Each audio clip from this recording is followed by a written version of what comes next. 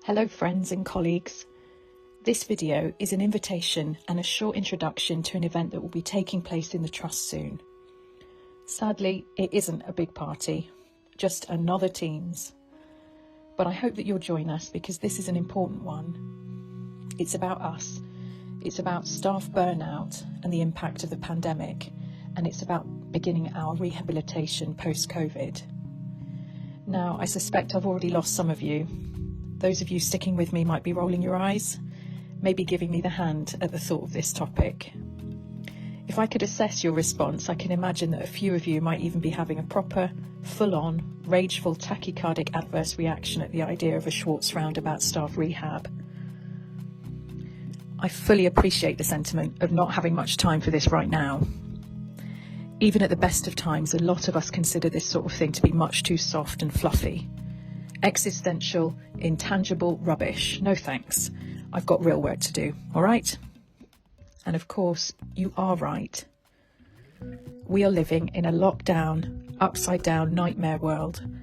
Our working practices have changed. Our workload has grown. We are living the exponential graphs.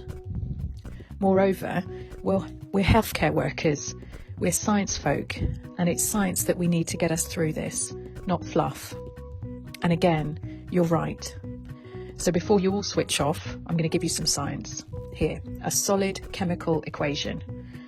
It's an equation which describes a very dramatic kind of reaction called the Goldschmidt reaction, so called after the German chemist who discovered it in 1893.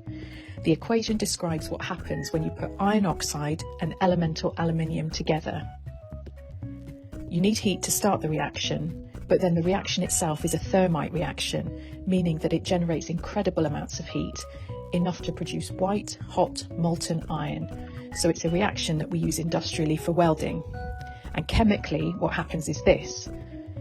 The elemental aluminium reduces the oxide of the iron, and it can do this because aluminium is more reactive than iron and can therefore displace it by forming stronger and more stable bonds with the oxygen. Iron oxide is reduced, aluminium is oxidized, and this is an example of a single replacement reaction where you put A, B and C together, they react, and you get AC and B. Let's look at one more chemical reaction before I lay out the punchline. This is a statue of George Washington. You can find it on the Memorial Arch at the foot of Fifth Avenue in New York. It was erected there in 1944, and this is what it looked like 60 years after it was put there. The damage, the severe erosion of the facial features has been caused by this chemical reaction. We all know that sulfuric acid is produced when sulfur dioxide is released into the atmosphere by the burning of fossil fuels, in this case by coal burning in industrial plants in the Midwest and intense Fifth Avenue traffic. The sulfur dioxide escaping into the air dissolves in cloud water, making sulfuric acid, and consequently rainwater that is more acidic than normal. The acid rain causes a chemical weathering reaction whereby calcium carbonate, the major component of marble in statues and buildings, calcium carbonate is transformed into a salt, calcium sulfate. The calcium sulfate salt is highly soluble in water and hence it gets just washed away. Like the thermite reaction we looked at first, this reaction is also a replacement reaction, actually a double replacement reaction, whereby putting AB and CD together gives you two new compounds, AC and BD. We can see that both the thermite reaction and the acid rain reactions are similar. They both demonstrate that when two substances react, both are transformed. And so we come to the main idea I want to put to you, an idea explained by Carl Jung. Jung said, the meeting of two personalities is like the contact of two chemical substances. If there's any reaction, both are transformed. What Jung is asking us to contemplate is how in the same way as the chemical substances, the aluminium, the iron oxide, the calcium carbonate, the sulfuric acid, in the same way as these substances react and are transformed by the reaction, so too, he suggests, might people be transformed by their interaction or reaction with each other. Let's apply this to the interaction between patients and healthcare workers. We are getting better as healthcare workers at focusing on the patient holistically, the patient journey, the patient experience. We recognise how looming and how significant the experience of illness and hospitalisation is for patients, how it forms a really significant part of their life story. We are perhaps not quite so ready as a culture to acknowledge the point that Jung is making, whereby if our patients' experiences are transformative for them, how can they not be transformative for us? There's a lot more to say here. Not all meetings are transformative, and this isn't a perfect metaphor. Perhaps you'll be able to pull it apart with reference to other chemical reactions. But I think an important thing to point out here is that as a culture, we have a tendency to work hard at preventing ourselves from being too greatly affected or too changed by our experiences and interactions with patients. This is because we have to get on with the job in hand. We need to remain intact and solid and functional. We can't allow ourselves to be too altered, used up, spent, eroded, cracked up and worn down by our work. So for very good reason, we have developed a culture of professionalism. We develop a professional skin or armour which affords us some resilience and defence and allows us to focus and get on with the job in hand.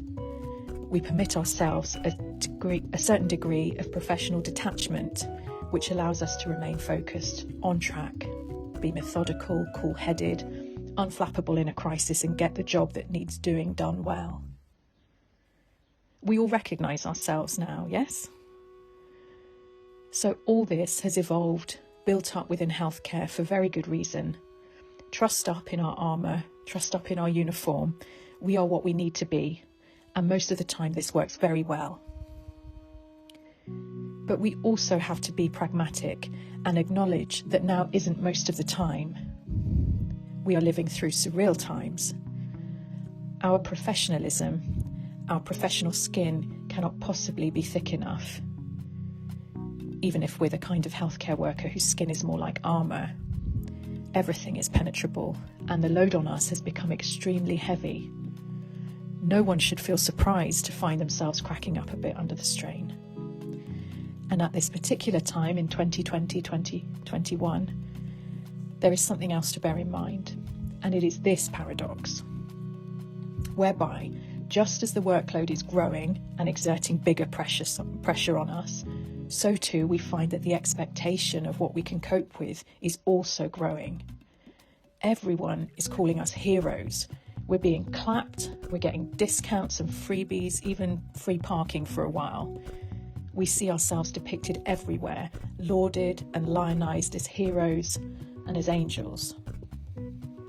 And this all feels a bit odd, but lovely. We're chuffed and it inspires us and makes us want to work harder and better to live up to the ideal of what we're supposed to have morphed into.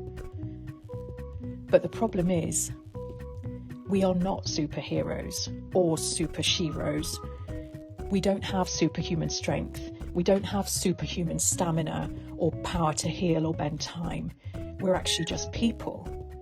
We're just people who in fact have many other roles and responsibilities outside our jobs, with all the normal joys, stresses and strains that come with all those roles. The paradox is that it is now, during these toughest of times, precisely when the task has become superhuman, precisely when we've been built up to expect more of ourselves than ever before, raised up so high by a public who need us to be superhuman, it is precisely now that the impact on us of falling short will be hardest felt by us. As the months of endurance continue and we inevitably find ourselves struggling at times, maybe with physical tiredness, maybe with disorientation at having to work in new areas, new practices, maybe feeling full of rage, not angelic at all. As we push on, we feel all the more disappointed in ourselves for not doing better, for not doing enough. Those moments of expectation versus reality can be quite brutal.